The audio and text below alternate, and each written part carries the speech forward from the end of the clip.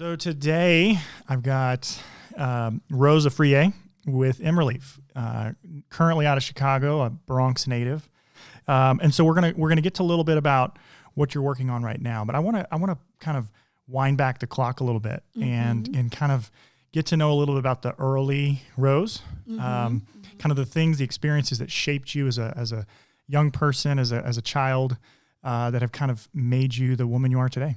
So, awesome. Yeah. So if you could, I'd love to start off with talking about, are there some experiences growing up that you remember vividly that were foundational, that have kind of stuck in your mind as like part of who you are as a person?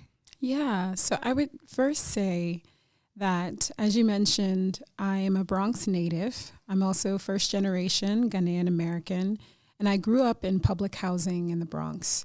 And that was one of my first experiences that really helped me understand that not everyone has access to the same things. And my mom worked and continues to work so hard to support myself and my 4 siblings. And for me, really the biggest impact that her hard work had on my life was her not just being someone who was working, but also her being someone who was going to school for nursing school when I was at a very young age. And so I think, the idea of her not just being in public housing, but also having to get access to food programs such as the WIC program, it meant that public support was so critical for her being able to strive towards her dreams. Yeah. So it was the difference between her having to use her own money to pay for books, for transportation to school. And so in that way, I like to think of public support not just as the direct aid that people receive, but as the potential for economic opportunity, because all of those resources are repurposed for what people are really striving to achieve. And my mother has now been a cardiac nurse for more than 25 years. It's fantastic. And it's really that foundation that made that possible.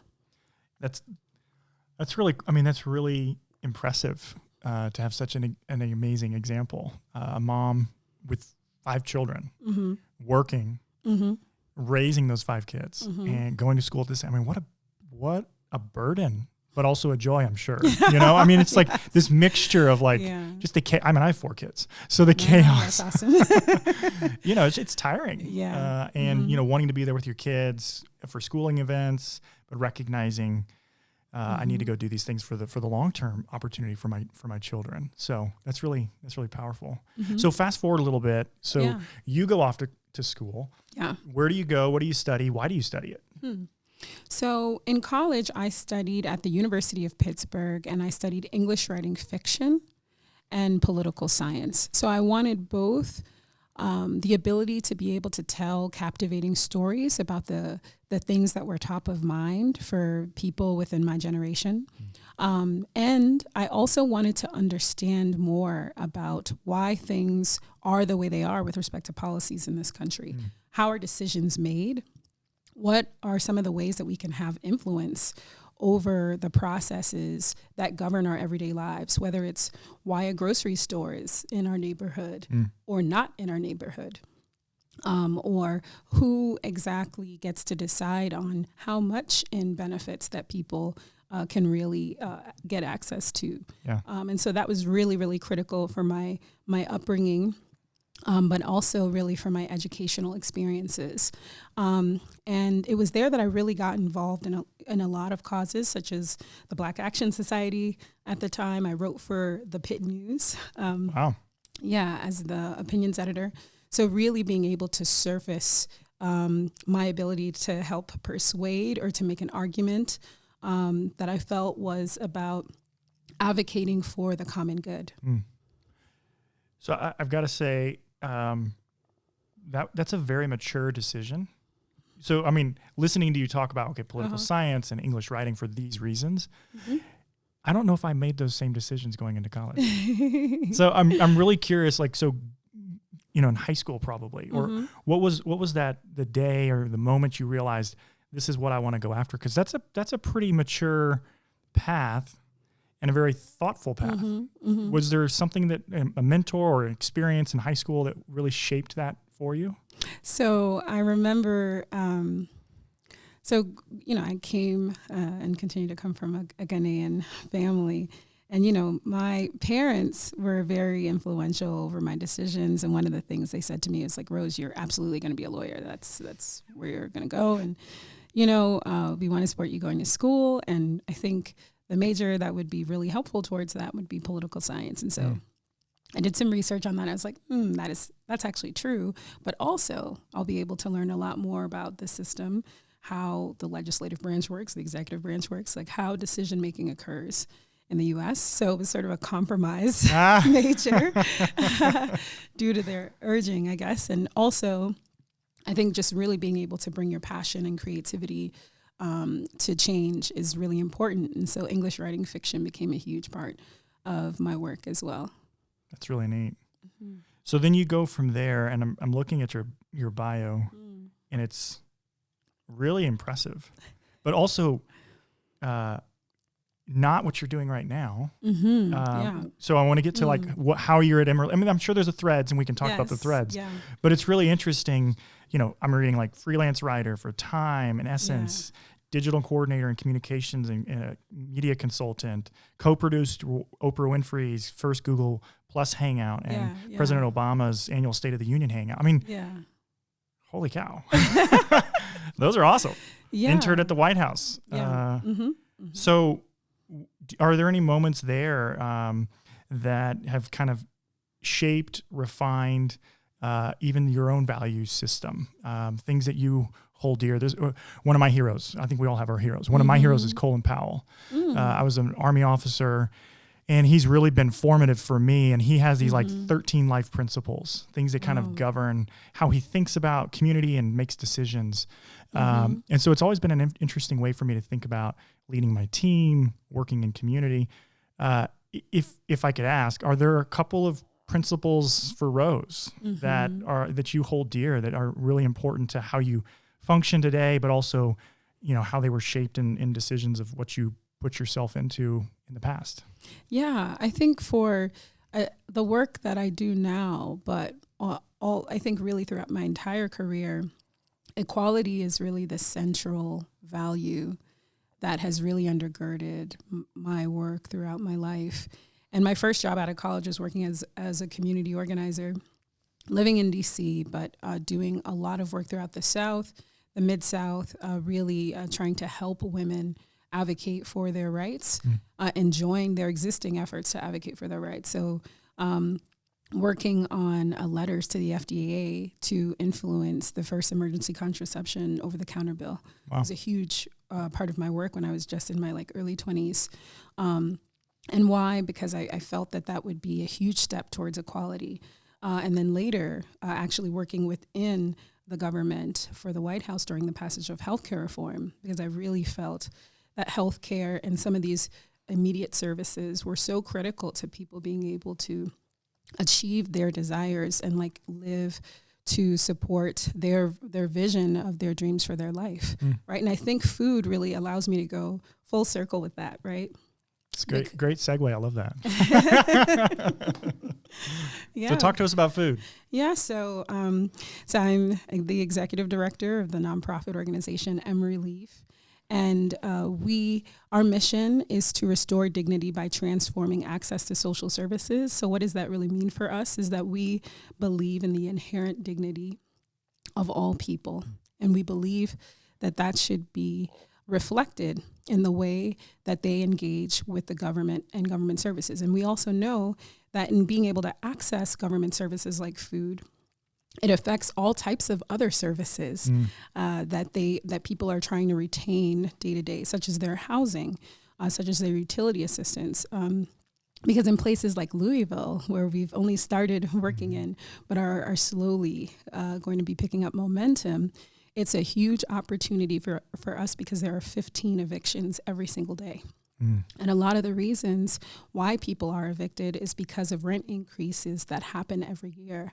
And what we see is that if you're able to get SNAP benefits in Louisville, that means an average of $246 towards your household budget. Right? Which is not insignificant. Exactly. And something that we believe is one of the key ingredients in being able to solve for the challenges with evictions in Louisville and potentially even across the U.S. Yeah. Because getting more resources into households through resources where people are already entitled to them is, I think, a huge path to people being able to achieve economic opportunity and to keep, if you will, the ground level for them.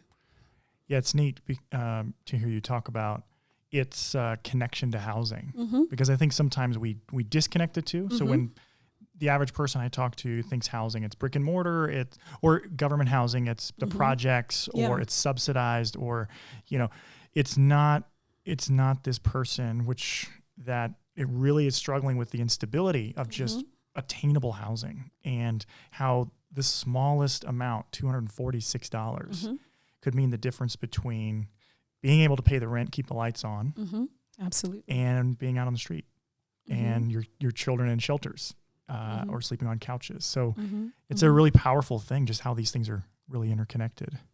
So I've got a quote from you that I think is really, really interesting. You said once, this was something that I think was lurking around in the background without me noticing it as it relates to kind of mRelief. And in my own personal life, I'm the product of public assistance programs. I was raised in the Gun Hill housing projects in Bronx, New York, on Magenta Street. A lot of pride there, which is great. Yeah.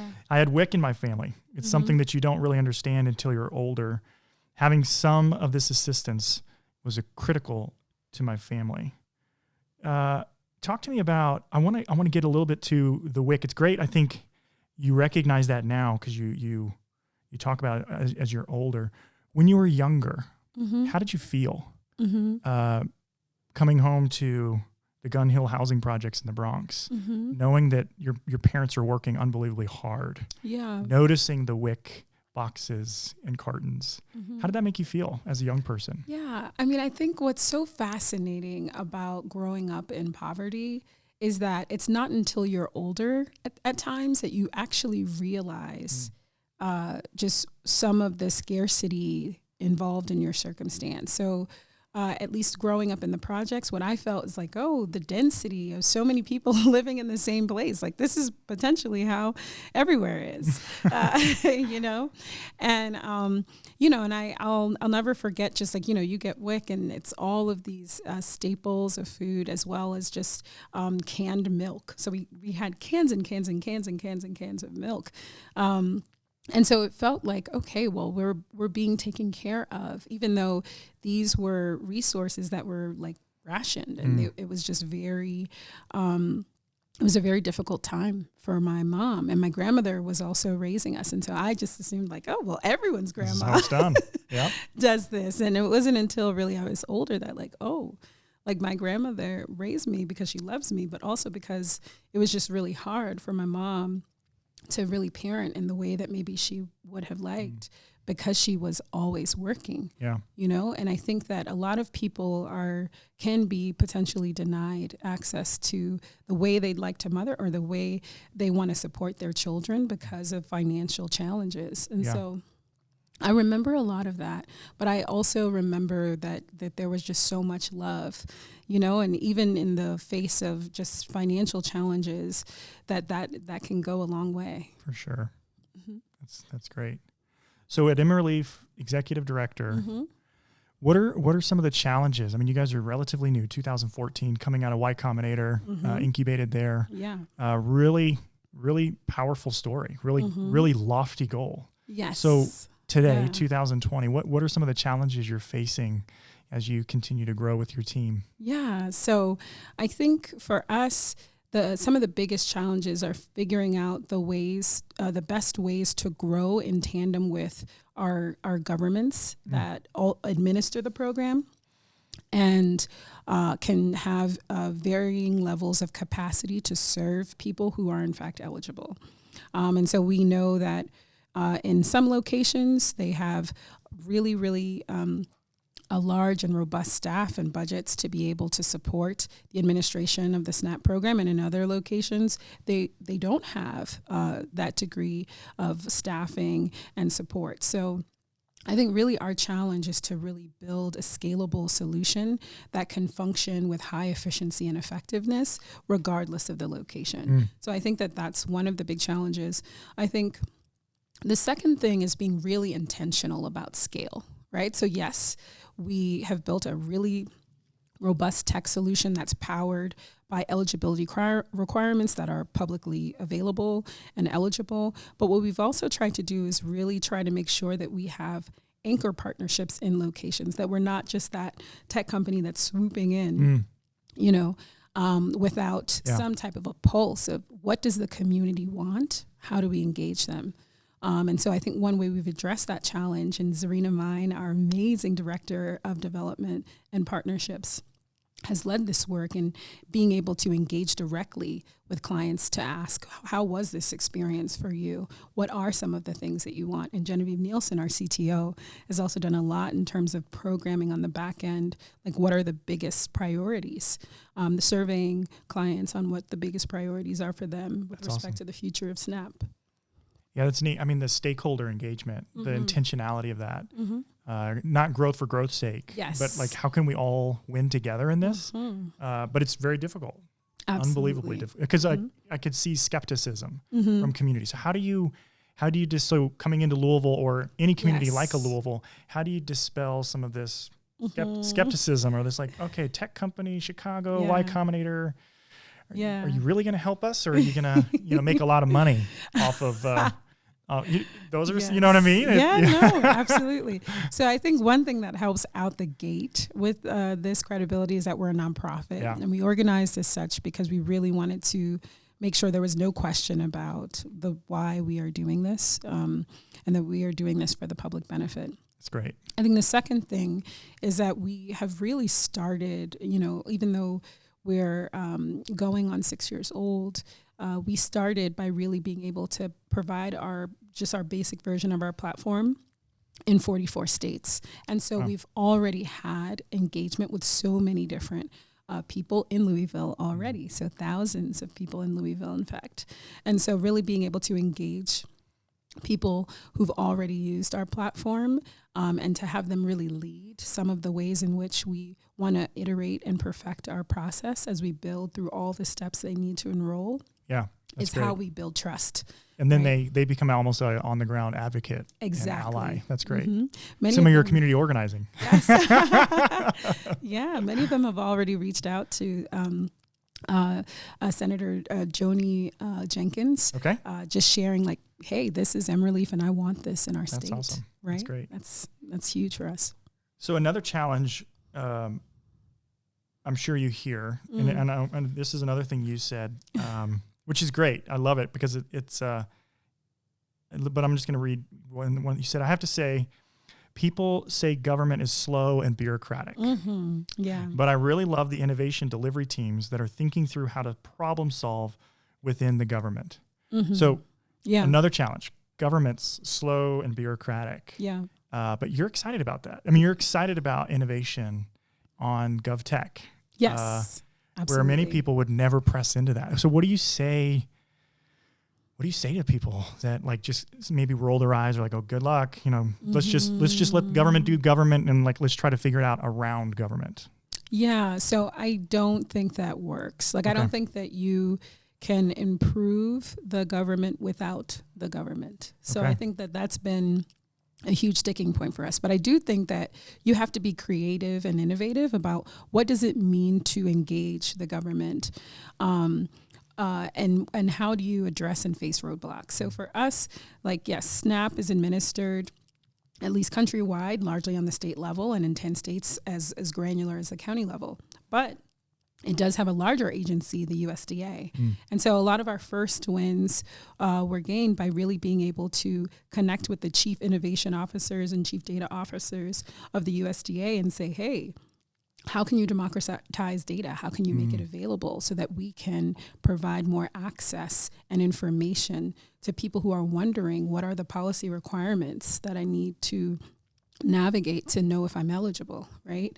And so we had some quick wins in the beginning by first going to the USDA instead of going to every county or every state. Smart. Right?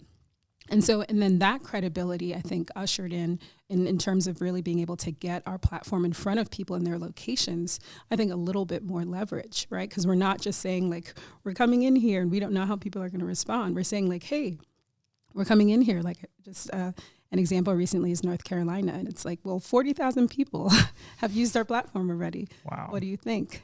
So I think that's a huge opportunity for us to build credibility and think about creative ways, even though it's slow to do like traditional partnerships. Sure. Right? That you can do a lot actually with government without going through the traditional route. That's good. Mm-hmm. So give me a vision of our community 20 years from now. Oh, that's a great question. Oh my gosh.